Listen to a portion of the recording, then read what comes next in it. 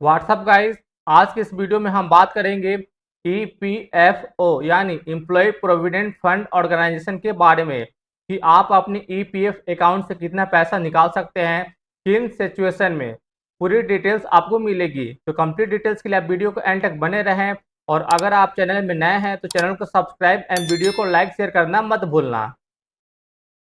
EPFO एक government body है जो सैलरीड एम्प्लॉय के लिए प्रोविडेंट फंड को मैनेजमेंट करती है, और जो भी एम्प्लॉय और एम्प्लॉयर है ये दोनों कंट्रीब्यूट करते हैं लॉन्ग टर्म सेविंग के लिए।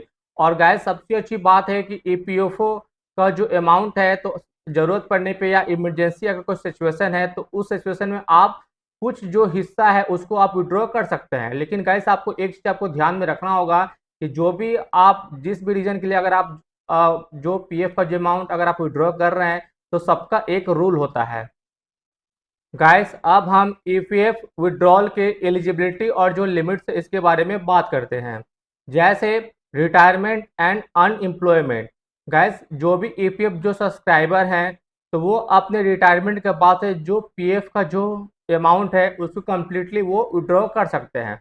लेकिन सपोज गाइस, अगर कोई एम्प्लॉई है और वो सपोज 1 महीने से ज़्यादा समय के लिए वो अनएम्प्लॉयड यानी बेरोजगार है, तब वो अपने जो भी पीएफ का जो अमाउंट है उसका 75% जो अमाउंट है वो विड्रॉ कर सकता है। लेकिन सपोज गाइस, अगर कोई एम्प्लॉई अगर 2 महीने से ज़्यादा समय के लिए अगर वो अनएम्प्लॉयड है तो जो रिमेनिंग जो 25% जो पीएफ का जो अमाउंट है वो भी वो पूरा का पूरा वो विड्रॉ कर सकता है। Next, medical treatment. गाइस, कभी आपको अपने खुद के लिए या आपको अपने स्पाउस के या चिल्ड्रन या पेरेंट्स के लिए कभी आपको मेडिकल ट्रीटमेंट के लिए अगर आपको कभी फंड की अगर आपको रिक्वायरमेंट होती है तो उस कंडीशंस में आप अपने जो भी बेसिक पे का अप टू 6 टाइम्स यानी 6 गुना तक आप जो भी जो अमाउंट है आप उसको विड्रॉ कर सकते हैं।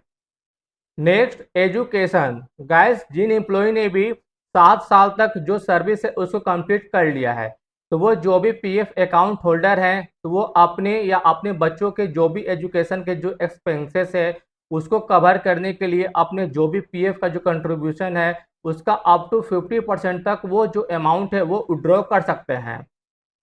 नेक्स्ट, मैरिज यानी शादी। गाइस, जिन एम्प्लॉय ने भी अप टू 7 ईयर्स तक का जो सर्विस है उसको उन्होंने कंप्लीट कर लिया है तो वो अपनी शादी या अपने बच्चों की शादी या अपने जो भी भाई बहन की जो शादी के जो भी एक्सपेंसेस है उसको कवर करने के लिए वो अपने जो भी पीएफ का जो उनका कंट्रीब्यूशन होगा उसका वो मैक्सिमम अप टू वो 50% तक जो अमाउंट है उसको विड्रॉ कर सकते हैं। लेकिन गाइस, आपको एक चीज़ ध्यान में रखना होगा कि इस जो पीएफ अमाउंट को जब आप विड्रॉ करेंगे तो इसके लिए आपको एलिजिबल होने के लिए आपको मिनिमम जो है आपको 7 ईयर्स का जो सर्विस है वो आपको कंप्लीट करना होगा। नेक्स्ट, होम कंस्ट्रक्शन और बाइंग लैंड। गाइस, सपोज अगर आपने मिनिमम 5 ईयर्स का जो सर्विस है आपने कंप्लीट कर लिया है और सपोज आप अपना जो घर है उसको बनवाना चाहते हैं और आपको पैसे की ज़रूरत है तो इसके लिए गाइस आप अपने जो भी बेसिक मंथली जो बेसिक पे प्लस जो डीए है उसका 36 गुना तक जो अमाउंट है आप उसको विड्रॉ कर सकते हैं। लेकिन गाइस, सपोज अगर आपको कोई लैंड परचेज करना हो तो इस कंडीशंस में आप अपने मंथली बेसिक पे प्लस डीए का 24 गुना तक जो अमाउंट है आप उसको विड्रॉ कर सकते हैं। Next, home loan repayment. Guys, suppose अगर आपने कोई होम लोन ले रखा है और उसको रीपेमेंट करने के लिए आपको फंड की आपको रिक्वायरमेंट है तो गाइस इसके लिए अगर कोई एम्प्लॉई वो 10 साल का जो सर्विस पीरियड है अगर उसको उन्होंने कंप्लीट कर लिया है तो वो अपने monthly basic salary plus DA का 36 गुना तक जो अमाउंट है वो उनको विड्रॉ कर सकते हैं। Next, home renovation. Guys, suppose अगर आपको अपने घर का जो है उसको रिनोवेट करना है तो इसके लिए गाइस जो भी एम्प्लॉय है अगर उन्होंने मिनिमम 5 ईयर्स का जो सर्विस है अगर उसको उन्होंने कंप्लीट कर रखा है तो वो अपने जो बेसिक मंथली पे प्लस डीए का अप टू जो 12 टाइम्स है जो अमाउंट है उसको वो विड्रॉ कर सकते हैं। गाइस, अब हम ईपीएफ जो अमाउंट के कुछ एडवांटेजेस यानी फ़ायदे के बारे में हम बात करते हैं। जैसे tax free interest and maturity. Gas, EPF का जो इंटरेस्ट और जो मैच्योरिटी जो अमाउंट है ये पूरी तरह से टैक्स फ्री होता है और ये तब होता है जब जो सर्विस है वो 5 साल से ज़्यादा है। तो इस तरह से गैस ये एक टैक्स फ्री एक पावरफुल इन्वेस्टमेंट ये टूल है। Next, safe and government back. Gas सबसे अच्छी बात है ईपीएफ की, ये एक गवर्नमेंट बैक्ड स्कीम है और इसका जो रिस्क है ये काफ़ी लो होता है और ये एक सिक्योर इन्वेस्टमेंट भी होता है और इसमें हमें रेगुलर जो इंटरेस्ट है वो भी हमें मिलता है। Next, compounding benefit.